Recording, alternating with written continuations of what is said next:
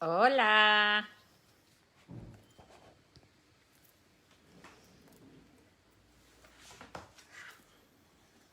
Hola, criaturas. ¿Andáis por ahí?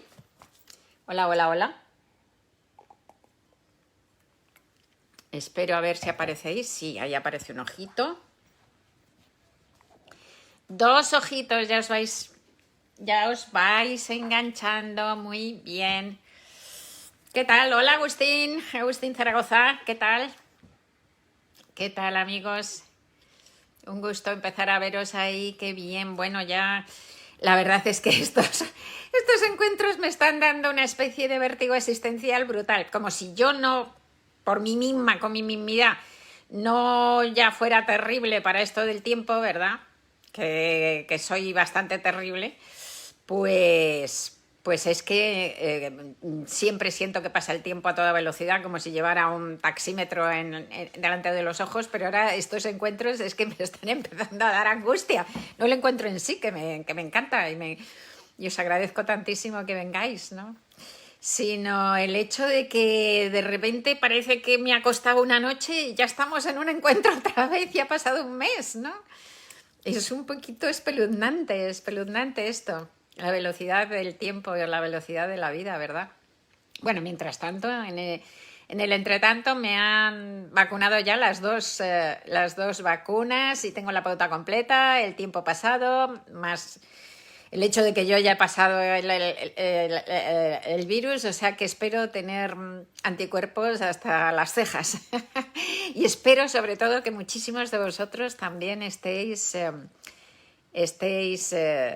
bien y por lo menos vacunados de una o en trance de estar vacunados y que podamos conquistar una cierta normalidad, aunque yo creo que la normalidad de antes nunca va a llegar, ¿no?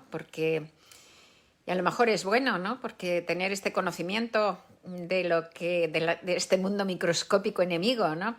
Recuerdo uno de los memes que me pareció más genial de la época más dura de la pandemia. Llegó, sabéis que, bueno, sigue habiendo muchos, pero en esos días era como un aluvión de memes, ¿no? Y uno de ellos, el que más me gustó, era uno que decía, ¿os acordáis de cuando en los cumpleaños se encendían las velas y el anfitrión las soplaba y luego todos nos comíamos la tarta? Eso sí que era vivir al límite. Es que me pareció mundial, porque es verdad, dices ahora, qué horror.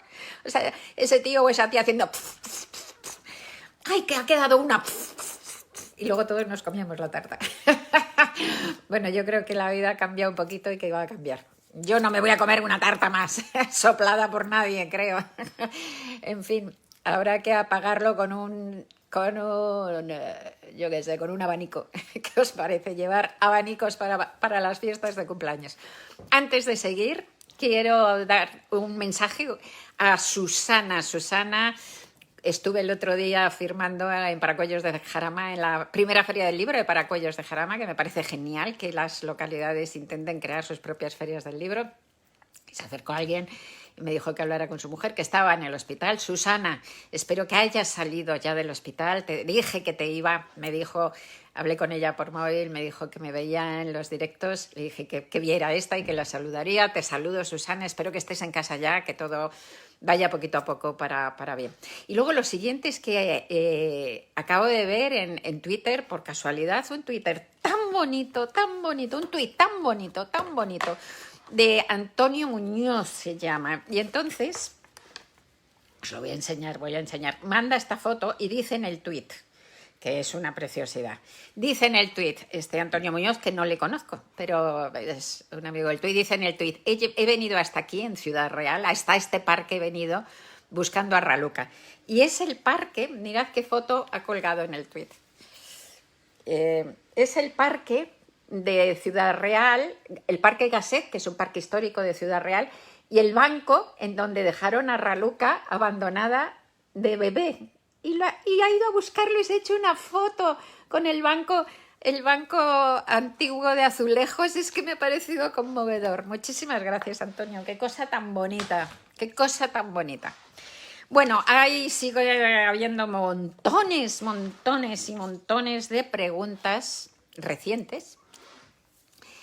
Y una de ellas es, y otras antiquísimas que voy a contestar, pero hay una reciente que es de Javier Schmalz, espero pronunciarlo bien, Javier, querido Javier, es el que era Schmalz, que me dice que le recomiende libros en formato diario, sean reales o ficticios, y luego sobre esto hace una pregunta y dice ¿cuáles son las líneas generales para escribir en este género literario, en el género de los diarios? Creo que es una pregunta interesante que además les puede interesar a bastante gente, ¿no? O sea que, entonces, es que no sé cómo se quitan las preguntas para que me veáis mejor, porque sé que así me veis un poco llena de preguntas hasta aquí, pero bueno. Pues, a ver, si se quita... No, no se quita. Bueno, lo voy a dejar así y lo investigaré otro día. Los diarios. Yo soy una fan lectora de los diarios, pero una fan total. Me encantan los diarios. He leído diarios desde siempre, desde que era jovencísima. Ahora mismo estoy leyendo unos diarios. Sabéis que estoy preparando ese libro de Creación y Locura, que es medio ficción y medio ensayo. Entonces ahora mismo estoy leyendo un diario que me encanta, que son los diarios de Sylvia Plath. Sylvia Plath, como sabéis, es esta poeta norteamericana que se suicidó con 30 años, ¿no? Y a mí, la verdad, sinceramente, su poesía no me gusta. O sea, me gusta muy poco, salvo algunos, pero en general no me gusta. Me parece muy alambicada y tal. Su prosa me gusta más y los diarios son alucinantes. Los empieza a escribir con 18 años o con 17 años. Tiene una calidad de pensamiento, una calidad de escritura con 17, 18 años. O sea, tiene cosas, algunas de 17, 18 años, pero en conjunto son formidables. Es un libro bien gordo. Los diarios son desde los 18 hasta los 28. De los 2 últimos años de vida queda muy poco. Su marido Ted Hughes, un grandísimo poeta británico,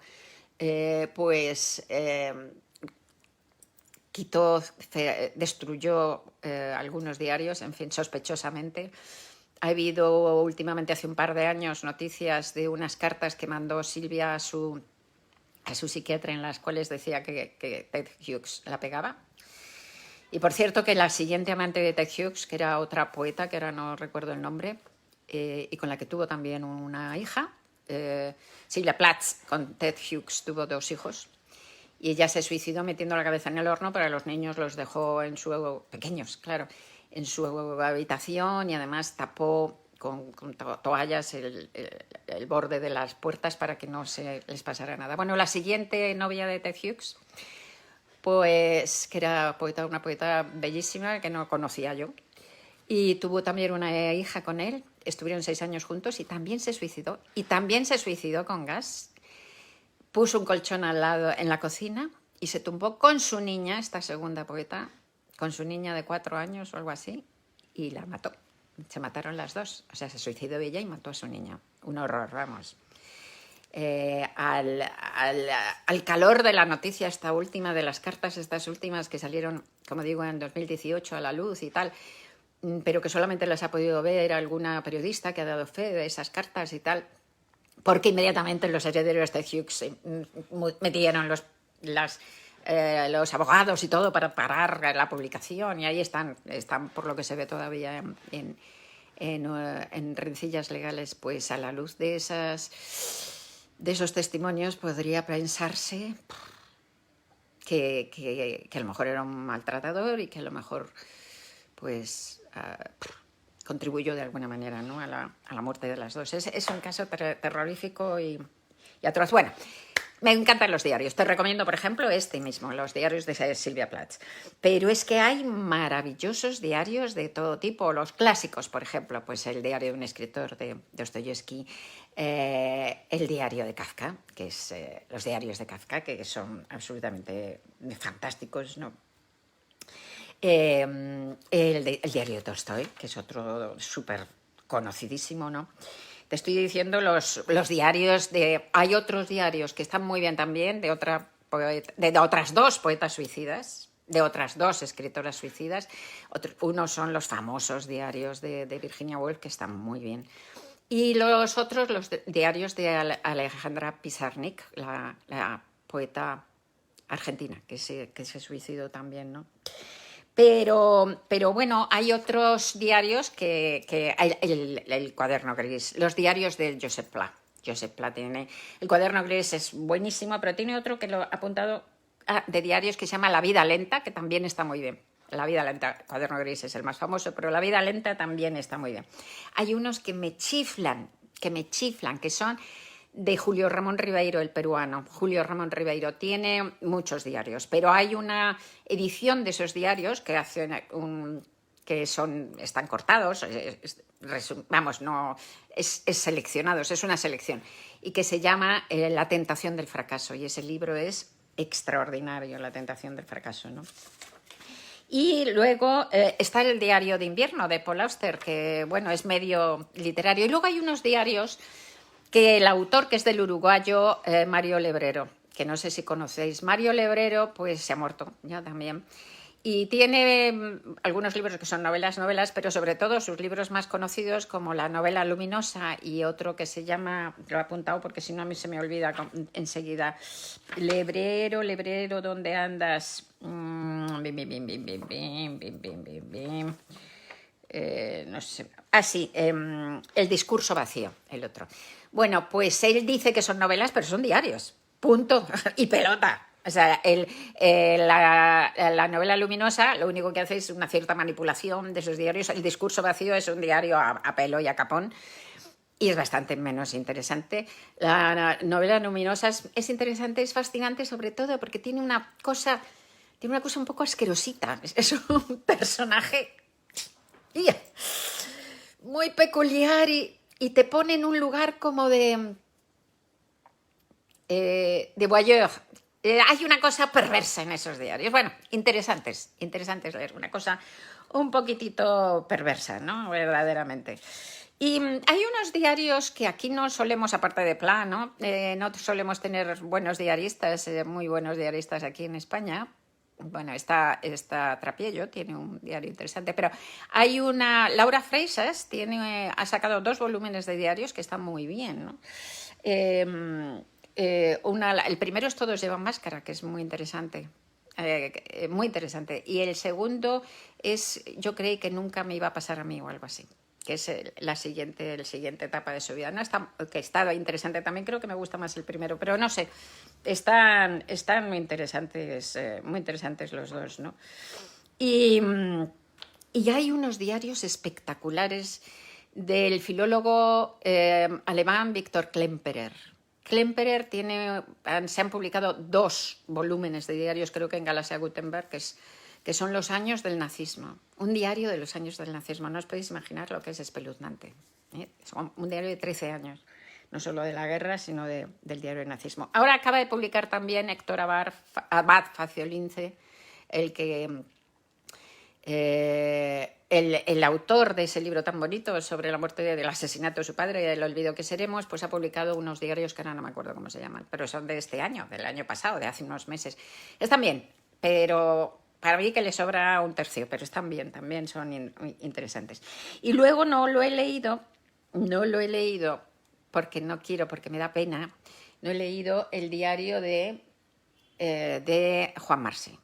Se han publicado unos diarios de Juan Marsé que el propio Juan Marsé sé que autorizó que se publicaran y que según todo el mundo me dice son malísimos. Entonces, como yo adoro, idolatro, me encanta Juan Marsé, pues no tengo ganas de leer esto. Creo que son mezquinos, malos literariamente y tal. Bueno, entonces, con esto engancho en la segunda parte de la pregunta, que es sumamente interesante. Si queréis escribir un diario, ¿qué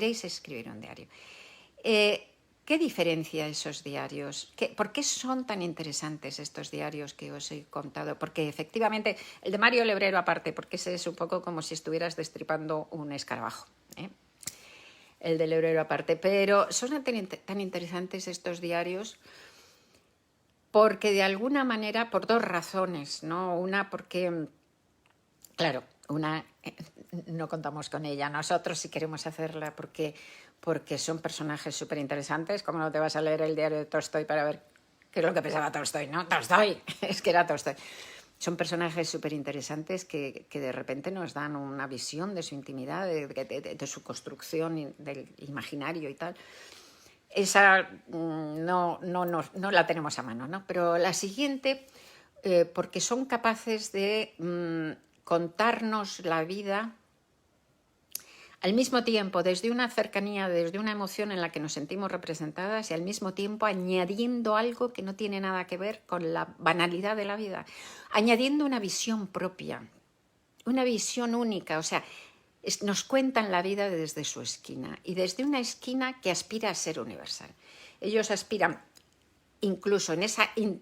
todo diario tiene que tener una dosis de introspección total, fortísima, de autoconciencia y de automirada, pero los mejores, aparte de los que os digo esa cosa un poquito asquerosita de destripamiento de la cucaracha, los mejores son aquellos que son capaces de analizarse sin piedad, intentando, sin piedad y sin odio también, ¿no? Intentando entender el por qué te comportas así, el por qué piensas así, el por qué somos así, viéndote a ti mismo con cierta distancia, con un punto muy difícil que los grandes diaristas consiguen, que es la desesperación del ser.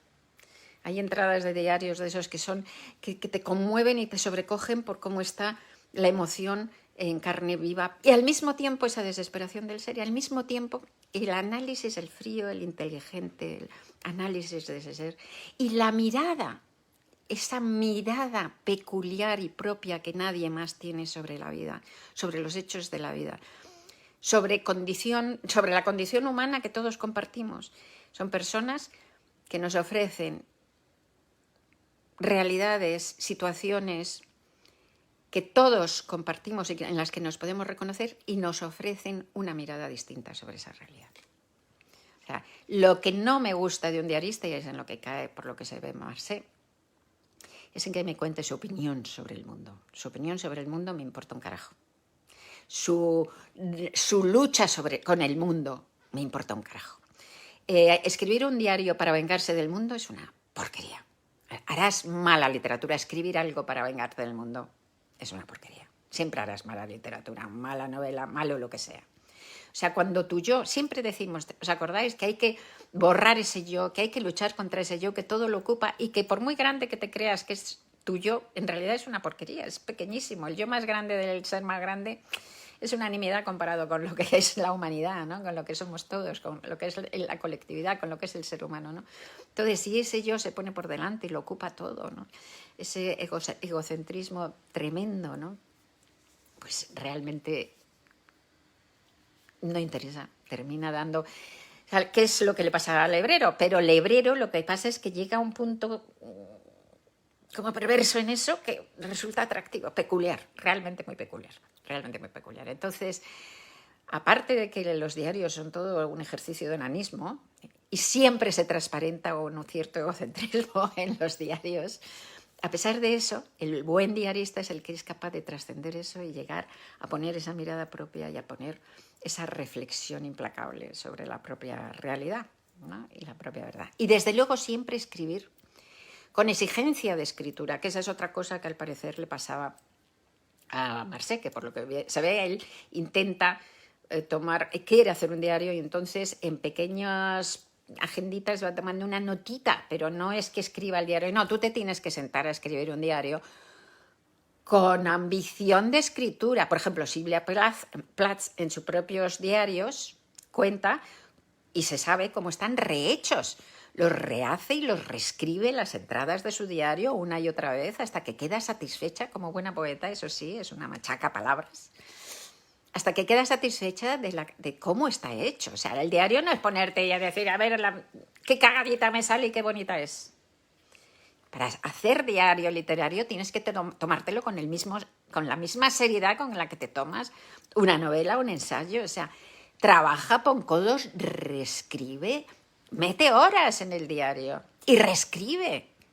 O sea, tú estás atrapando algo en un momento, una reflexión, algo de vida, pero tendrás que reescribirlo, tendrás que trabajarlo, tendrás que picar piedra igual que en todos los géneros literarios, ¿vale? O sea que, entonces, No vale escribir lo que me salga y que quede así, esa naturalidad. No, no será un diario literario, será un diario personal que te puede ayudar mucho. Los diarios personales ayudan mucho.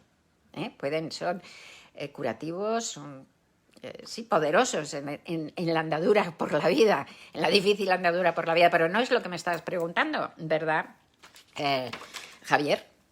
Smart, no es lo que me estás preguntando. Lo que me estás preguntando es hacer un diario literario.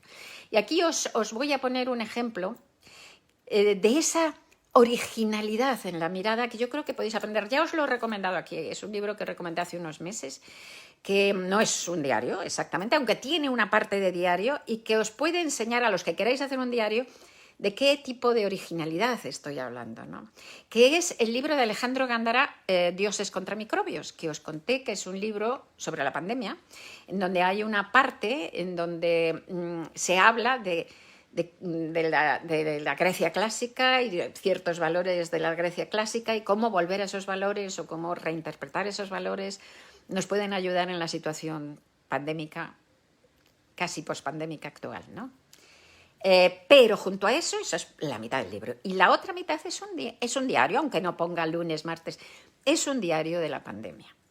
Y del confinamiento en concreto, del confinamiento. Imaginaos la cantidad de cosas que ha dicho la gente del confinamiento haciendo como diarios, han salido algunos, han publicado, todos diciendo lo mismo.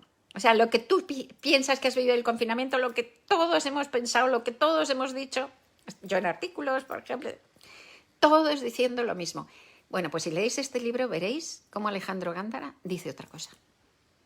Esto para alguien que quiera hacer diarios, como género literario, enseña mucho porque claro, son vivencias muy fuertes que todas las hemos tenido, que las hemos pensado y que no hemos sabido digerirlas de la manera tan peculiar como las digiere él.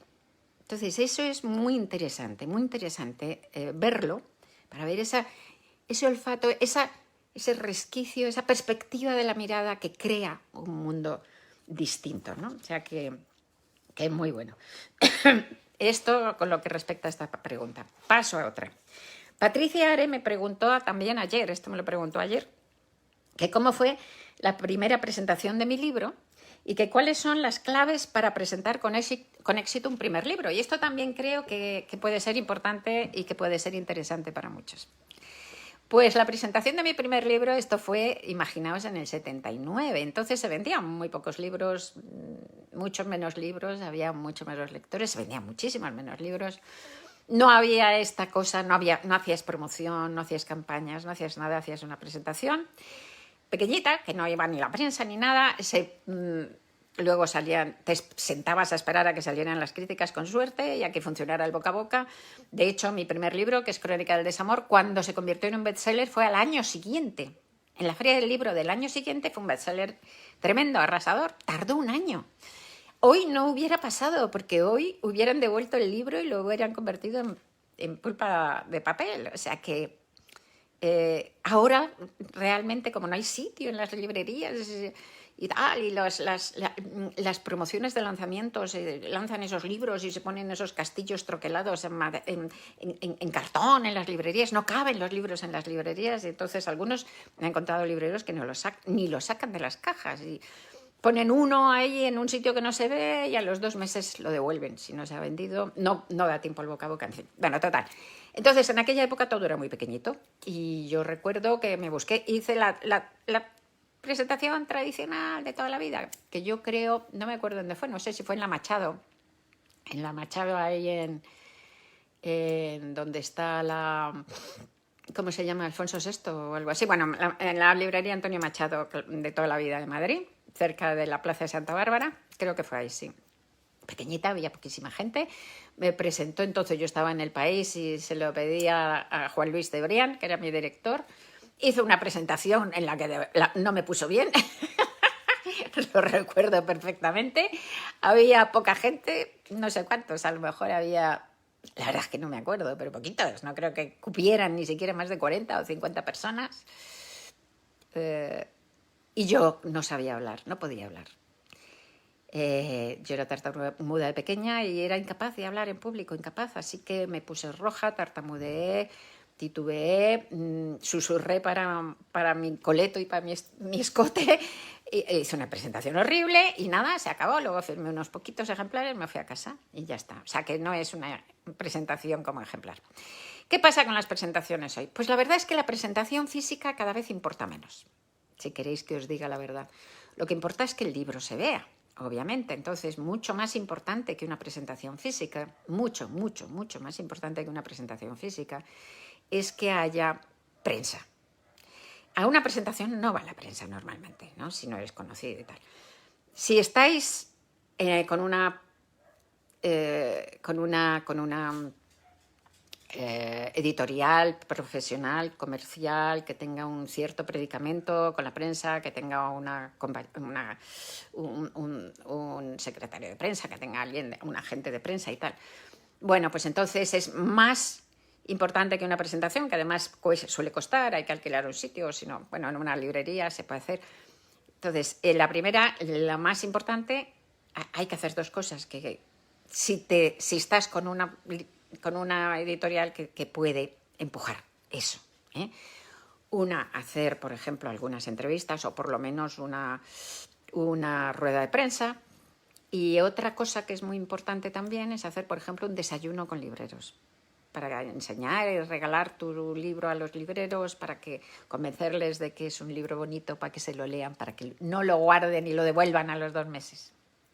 Esas son las dos cosas, pero eso solo lo vais a conseguir si tenéis detrás, como novato, solo vas a conseguir algo de eso si tenéis detrás una editorial, comercial, fuerte, que quiera apostar por vosotros y que lo intente montar. Entonces, seguimos. Siguiente paso. Siguiente paso, no tenéis nada de eso, no vais a conseguir eso. Pues entonces hay que hacer una presentación, efectivamente. Una presentación que la presentación tradicional, claro, la presentación tradicional yo no la soporto, ya hace muchos años que no las hago, que es la típica de que venga una persona, que le pides el favor a alguien, que lee tu libro, que habla bien de tu libro, va a hablar bien de tu libro normalmente, salvo que no lo haga, que a veces pasa, pero bueno, va a hablar bien de tu libro, es un aburrimiento. Dice unas cosas tu libro, tú dices otras cosas, todo es un aburrimiento. A mí me parecen aburridísimas esas presentaciones, así que yo personalmente hace años que lo que hago son espectáculos teatrales que tengan que ver con el libro. Entonces esto quizá con algo de música. Entonces, si sois desconocidos completamente, incluso autopublicación, pues hombre, tener un nombre que sea conocido, que os arrope, pues está bien. Alguien que quiera presentarlo, pero es difícil. Entonces, la siguiente cosa es organizar algo gracioso. Organizar algo gracioso en una librería, conseguir una librería. También es difícil si habéis autopublicado, las librerías están, pero bueno, conseguir algo gracioso, que os presten una librería que no os cueste, y conseguir algo gracioso, pues crear un espectáculo, una idea, algo que llevar a alguien, si tenéis algún amigo músico, hacer algo que atraiga a la gente, que tenga cierto sentido, ¿no? Cierto sentido que pueda atraer pues atención desde luego del público, buzonear, poner en las redes, demandar a los amigos, machacar a los amigos para que vayan y para que a su vez inviten a gente, poner en las redes, pues todo. En las redes, las presentaciones en las redes ahora están siendo bastante vistas y llegas a más gente, ¿no? Tú puedes hacer también una presentación, si consigues dominar un poquito grabarla, porque en streaming es muy feo, grabarla y luego colgarla en las redes, por ejemplo, hacerla en directo, en presencial y luego colgarla en las redes, ¿no? O también, ya puestos, esto es una fricada que se me está ocurriendo, ya puestos a ser frikis, pues inventar juegos, o sea, pongamos, te has autopublicado, no te conoce ni Dios, no tienes nadie detrás que te apoye, hay que autopromocionarse en las redes, con los amigos. Entonces, a lo mejor inventar un juego, a lo mejor inventar una gincana. ¿Por qué no inventar una gincana para la presentación de un libro? Que haya que ir encontrando los sitios en donde vas a estar y vayas haciendo un cierto juego con el libro. A lo mejor al aire libre, que ahora viene muy bien por la pandemia. O a lo mejor en sitios cerrados, a lo mejor en librerías. O a lo mejor, ¿sabes algo? Hacer algo algo que sea distinto, algo que atraiga a la gente, que le atraiga, que le haga mirar el libro, que le haga conocer el libro. Bueno, los libreros son muy importantes, insisto. Que los libreros lean tu libro, que los libreros diferencien tu libro de la masa de libros que les llegan, es importantísimo. Si os habéis autopublicado y no tenéis a nadie detrás, lo tenéis muy difícil para que el librero os haga caso, pero a lo mejor tenéis que ir como los vendedores de Biblias, librería a librería, contando un poco, a lo mejor con un... regalando al librero, no a todos los libreros, a los libreros prescriptores, a las buenas librerías, a los libreros, dando un cartelito, un papelito, una cartita en donde le expliques por qué además has escogido esa librería, le des un libro y le expliques 4 palabras. Los libreros son importantísimos. Conquistar a los libreros para que no devuelvan vuestro libro, para que lo pongan y para que lo pongan visible. Es a veces mucho más importante que una presentación, os lo aseguro. Así que ojalá tengáis muchísima suerte porque sé que es muy difícil. Y se nos ha pasado el tiempo con estas 2 preguntas. Y hay otra pregunta muy interesante que es del otro día, que creo que puede dar pie para reflexiones importantes y que creo que lo voy a contar el próximo día. Que dice María del Pilar Rodríguez, dice, estoy escribiendo, pero me suena muy periodístico. ¿Qué me aconsejas para hacerlo más literario? Bueno, en primer lugar, el periodismo también es literatura, como lo digo siempre. A sangre fría de Truman Capote es un reportaje y es literatura purísima y maravillosa y de primer orden. O sea que asumo que lo que quieres decir, María del Pilar Rodríguez, si es que estás por ahí, es que estoy escribiendo una novela o ficción, pero me suena muy periodístico. ¿Qué me aconsejas para hacerlo más narrativo? Creo que es lo que quieres decir. Bueno, creo que es abre una sandía interesante de probar. Y el próximo día, que será julio, vértigo, horrible, pues el próximo día de lo que vamos a hablar es de la diferencia entre ficción. Voy a contestar esta pregunta y hablaremos de la diferencia entre ficción, entre narrativa y periodismo. ¿Os parece? Bueno, pues muchísimas gracias por estar ahí, siempre tan cariñosos, tan alentadores para mí, me dais vida, os lo digo completamente en serio. Bueno, no sabéis lo que os lo agradezco, realmente me siento muy en deuda con vosotros, muy en deuda, de verdad, muy en deuda. Muchas gracias y bueno, que disfrutéis de este verano los que estéis en este lado del Atlántico y que aguantéis el invierno los que estáis en el otro lado, os quiero. Muchas gracias por estar ahí.